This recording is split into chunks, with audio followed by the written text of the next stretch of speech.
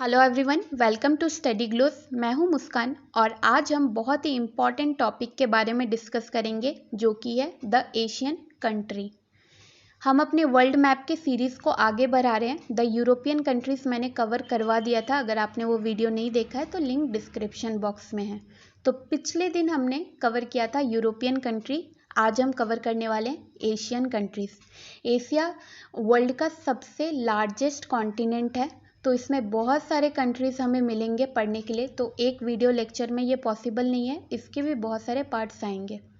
तो मैं Asian countries में थोड़ा जूम करके लेके जाती हूँ।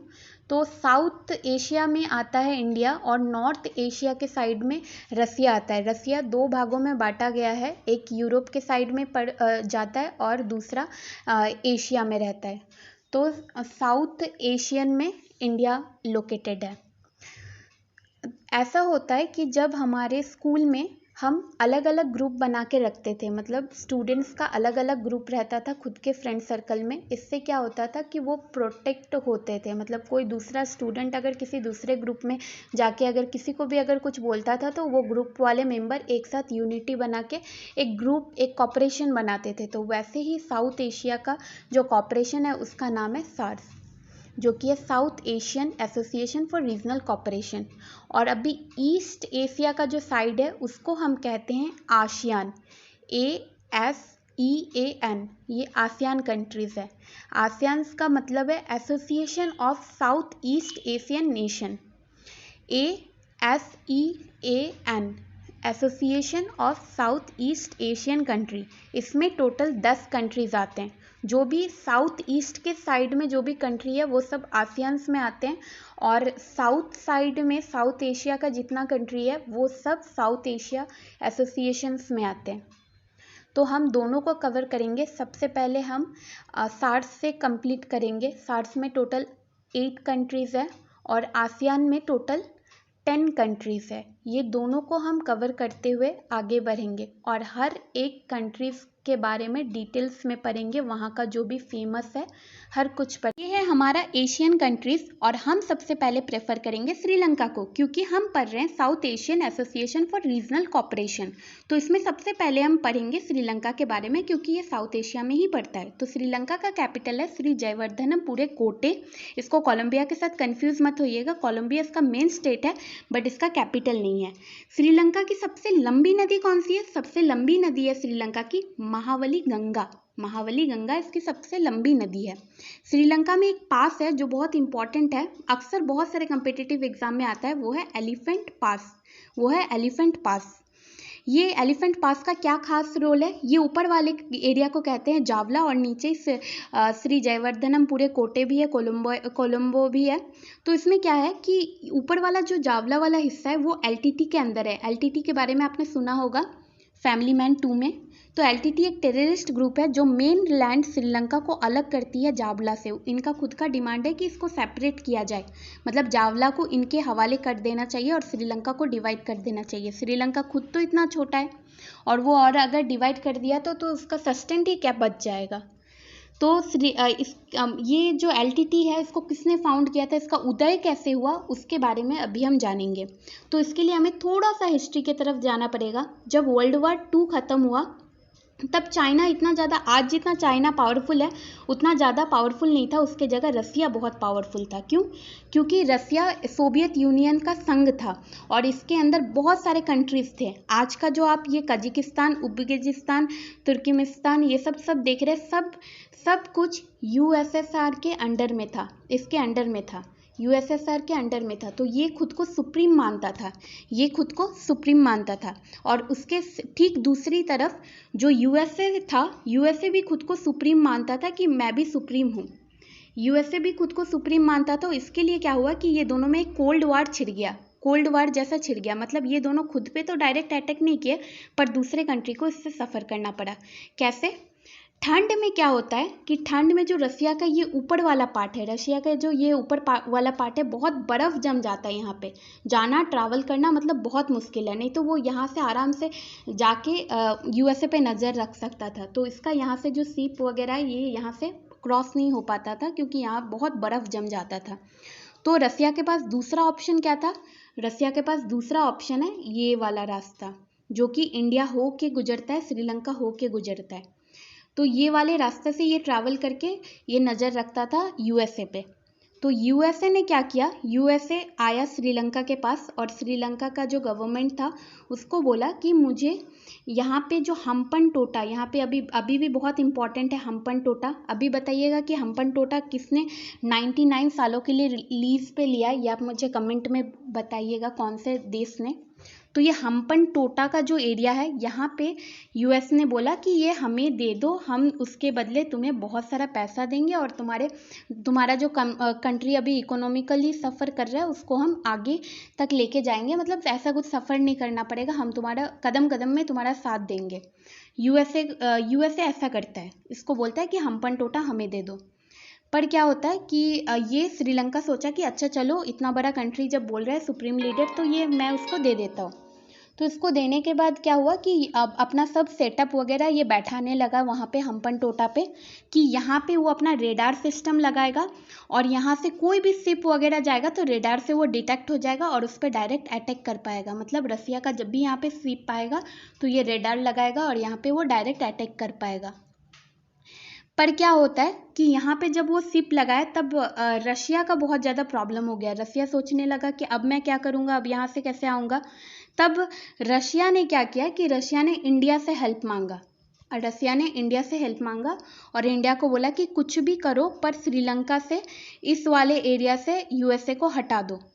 तो उस वक्त इंदिरा गांधी थी, तो इंदिरा गांधी ने क्या किया कि तामिल, यहाँ पे एक तामिल का बहुत ग्रुप था, यहाँ पे एक ग्रुप बनाई जिसका नाम था एलटीटी। अगर आपको एलटीटी का फुल फॉर्म पता होगा तो आप मुझे कमेंट बॉक्स में लिख सकते हैं। एलटीटी का फुल फॉर्म है द लिबरेशन टाइगर्स ऑफ तामिल इलम, द लिबरेशन टाइगर्स ऑफ तामिल इलम। तो इन्होंने अपना एक एलटीटी का ग्रुप बनाया और सब श्रीलंका में मतलब छोड़ दिया कि जाओ यहाँ पे जाओ। तो वहाँ पे बहुत लार्ज स्केल में मास मर्डर्स हुआ और एलटीटी डायरेक्ट डिमांड करने लगी कि श्रीलंका का ये हिस्सा हमें दे दो। तो अब श्रीलंका घबरा गया कि अब हम इतने छोटे हैं और उसमें से भी अब अगर तुम डिवाइड ले रहे हो तो कैसे चलेगा। तो श्रीलंका भारत को बोल रहा है कि प्लीज़ इसको पीछे करो, नहीं तो हम इसको डिवाइड नहीं कर सकते, हम श्रीलंका को डिवाइड नहीं कर सकते। श्रीलंका के गवर्नमेंट ने इंडिया को बोला, तो इंडिया ने शर्त रखा कि जो यूएसए का जो रेडार सिस्टम यहाँ पे जो लगाया जा रहा है उसको तुम मना कर दो। तो श्रीलंका ने यूएसए को बोला कि यहाँ से अपना जो रेडार सिस्टम है वो हटा देने, यहाँ से उसका रेडार सिस्टम पूरा वापस लेके जाने के लिए। तो ऐसा होता है। तो यहाँ पे यूएसए अपना जो सिस्टम है वो एक्यूट नहीं कर पाता है। तो इसके कारण क्या होता है कि रसिया और इंडिया दोनों बहुत ही अच्छे फ्रेंड बन जाते हैं और अभी तक भी फ्रेंड है। मतलब इंडिया पे कोई भी अगर सिचुएशन होता था उस वक्त तो रसिया भी उसका साथ देता था और रशिया पे अगर कुछ होता था तो इंडिया भी उसका साथ देता था। फिर जब श्रीलंका ने मना कर दिया तब इसी एलटीटी को इंडिया ने मार दिया। मतलब एलटीटी को खुद ने ही बनाया था एलटीटी के ग्रुप को, और जब एलटीटी मना कर रही थी कि श्रीलंका से जाने के लिए तब इसमें फौज भिजवा के इंदिरा गांधी ने इनको ख़त्म करने का कोशिश किया। 30-40% को ख़त्म कर दिया था कि और बाकी सब डर के हट जाएंगे, पर ऐसा नहीं हुआ। बाद में आपको पता ही है कि यही एलटीटी ने राजीव गांधी को मार दिया, जो उनके बेटे थे, इंदिरा गांधी के बेटे राजीव गांधी को लास्ट में मार दिया। तो ऐसा ही होता है, आतंकवादी को पनाह कभी नहीं देना चाहिए। तो उसके बाद क्या हुआ कि अब प्रॉब्लम यूएसए को ये था कि अब तो यहाँ पे भी वो अपना सेटअप कुछ नहीं कर पा रहा था। तब अब उसने खोजा नेपाल में, नेपाल को बोला कि नेपाल में तब बहुत आँख का बीमारी है, नेपाल में बहुत ज़्यादा मतलब आँखों का प्रॉब्लम है और वहाँ पे उस वक्त उतना अच्छा कोई हॉस्पिटल वगैरह भी नहीं था और तब नेपाल में राजा का शासन था। अब नेपालीज क्या करेंगे, तो यूएसए यहाँ पे आते हैं कि हम आपका मदद करेंगे पर इसके बदले हमें आपको यहाँ पे आप मुझे एयरपोर्ट खोलने दें। तो इससे क्या होगा कि अब इंडिया का भी दुश्मन बन चुका था यूएसए, क्योंकि ये यूएसए को हटाने में इंडिया का हाथ था। इसीलिए अब यूएसए क्या करेगा, इंडिया पे भी डायरेक्ट अटैक कर पाएगा और डायरेक्ट रसिया पे भी अटैक कर पाएगा। पर अब चाइना में चाइना का एक ग्रुप बताती हूँ आपको। चाइना में तब माओ सेतुन वहाँ के तब प्रेसिडेंट थे। तब अब वो क्या करेंगे, वो सोचे कि अब यहाँ पे यूएस अगर डायरेक्ट घुस जाए तो यूएस हम पे भी अटैक कर पाएगा। तो ये जल्दी से नेपाल में अपना सारा फौज भेज दिए, और उनके फौज को ही माओवादी कहते हैं। जो आज के टाइम पे जो माओवादी नेपाल से जो वेस्ट बंगाल में घुस गए हैं, वो भेजने वाला चाइना का प्रेसिडेंट था माओ सेतुन। माओ सेतुन का जो फौज था उसी को माओवादी कहते हैं। तो माओवादी सब नेपाल में घुस गए, और नेपाल में भी वैसे ही मास स्केल में मर्डर्स हुआ, 2-3 लाख मर्डर हुआ। श्रीलंका में भी, श्रीलंका में 7-8 लाख लोगों का मर्डर हुआ था एलटीटी के टाइम पे। और यहाँ पे वैसे ही मतलब कोल्ड वार में कितने लोगों का जान गया। तो यहाँ पे माओवादी भी नेपाल में मास मर्डर्स करने लगे। तो नेपाली भी लास्ट में बोले कि नेपाली का जो राजा था, नेपाल का राजा था, उसने यूएस को वापस भेज दिया।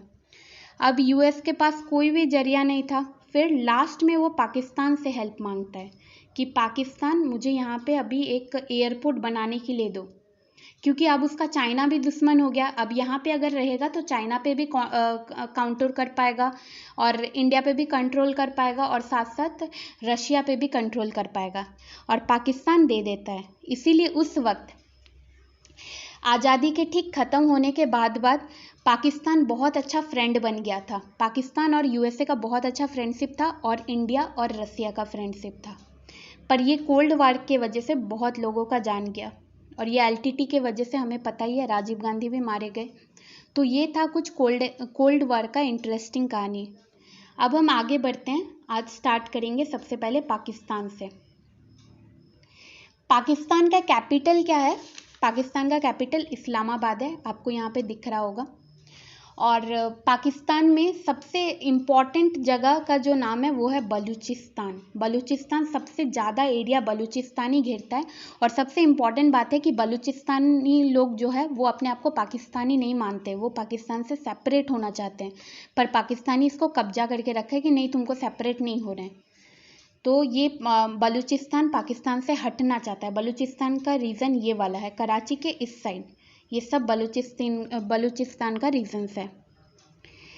और बलूचिस्तान का जो सबसे बड़ा पोर्ट है वो है कराची पोर्ट।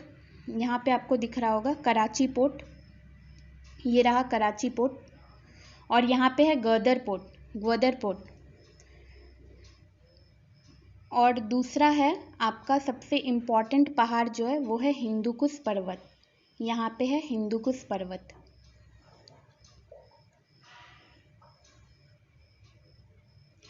हिंदुकुश पर्वत में ये अफ़गानिस्तान और पाकिस्तान दोनों के साथ यहाँ पे बॉर्डर शेयर होता है। और हिंदुकुश का मतलब होता है द किलर ऑफ हिंदू। ये बहुत ही अजीब वर्ड है, पर हाँ, हिंदुकुश का मतलब होता है द किलर ऑफ हिंदू। और इन्होंने ये पहाड़ का नाम हिंदुकुश पर्वत रखा है। ये पहाड़ फिर यहाँ पे हिमालय से मिलती है। यहाँ पे जो हिमालय है यहाँ से मिलती है, और यहाँ से हिंदुकुश आता है। यहाँ से हिंदुकुश पर्वत और यहाँ से हिमालय पर्वत, ये दोनों मिला के यहाँ पे पामीर का पठार बनाते हैं। दुनिया का सबसे ऊंची प्लेटू, मतलब पामीर का पठार को बोला जाता है। यहाँ पे है पामीर का पठार, हिंदुकुश और हिमालय के ऊपर। अब हम देखते हैं साइड में कि एक ग्वादर पोर्ट है। मैंने आपको नाम बताया था कि यहाँ पे एक ग्वादर पोर्ट है। ये ग्वादर पोर्ट किस लिए अभी इम्पॉर्टेंट है? क्योंकि चाइना ने पूरे पाकिस्तान को घेरते हुए इंडिया के अंदर से एक रोड को पास करवाया है, जिस रोड का नाम है CPEC। इसका मतलब है China Pakistan economic corridor. China Pakistan economic corridor, ये बहुत बड़ा एक लंबा रोड बनाया गया, और पाकिस्तान इसको अलाउ भी कर दिया है। पर इसका सबसे बड़ा प्रॉब्लम क्या है इंडिया के साथ? क्योंकि ये हमारे मेन लैंड इंडिया से गुजरता है। ये POK है, जहाँ पे पाकिस्तान ऑक्युपाइड कश्मीर है। यहाँ इसके ऊपर से ये पूरा रोड जाता है। तो उस वक्त मनमोहन सिंह भी थे, ना ही सरदार बचा पाए और ना ही 56 इंच के मोदी ने भी बचाए। किसी ने भी ये जो एरिया है इसको बचा नहीं पाए, और इसके ऊपर से चाइना रोड लेके जाता है जिसका नाम है CPSE। ये CPSE इसीलिए बहुत ज़्यादा इम्पॉर्टेंट है क्योंकि चाइना हम पे आराम से कंट्रोल कर पाएगा। यहाँ पे उसका रोडवे है तो वो आराम से कंट्रोल कर पाएगा और अटैक भी कर पाएगा। तो ये बहुत ही ज़्यादा ख़राब बात है कि चाइना बहुत ही आसानी से CPSE बना चुका है। और हम जब अपने एरिया में ये गलवान वैली में जब हम रोड बना रहे थे, तब उसने अपना सारा फौज यहाँ पे भेज दिया। मतलब गलवान वैली हमारे अंदर है, हम उधर रोड नहीं बना सकते और वो हमारे ऊपर से ये रोड बना के गया। फिर भी हम कुछ नहीं बोल रहे, हम हमेशा पाकिस्तान के पीछे पड़े रहते। चाइना के बारे में हम कोई आवाज़ ही नहीं उठाते। अगर हमारे ये न्यू दिल्ली से अगर कॉन्स्टिट्यूशन में अगर एक लॉ पार हो जाता तो ये रोड को कटना पड़ता, पर ऐसा कुछ हुआ ही नहीं। कॉन्स्टिट्यूशन में इसका कोई बात भी नहीं हो रहा है, कुछ नहीं। यहाँ पे वो हमारे हमारे एरिया से एक रोड पार करके गए और हम अपने एरिया में जब रोड बना रहे थे तब आपको पता ही है ये 2020 अप्रैल से गलवान वैली में उसने कितना सारा फौज भिजवा दिया और यहाँ पे कितने फौज का भी मृत्यु हुआ। तो ये बात बहुत ही ज़्यादा ख़राब है। तो ये थोड़ा देखना पड़ेगा इंडिया को।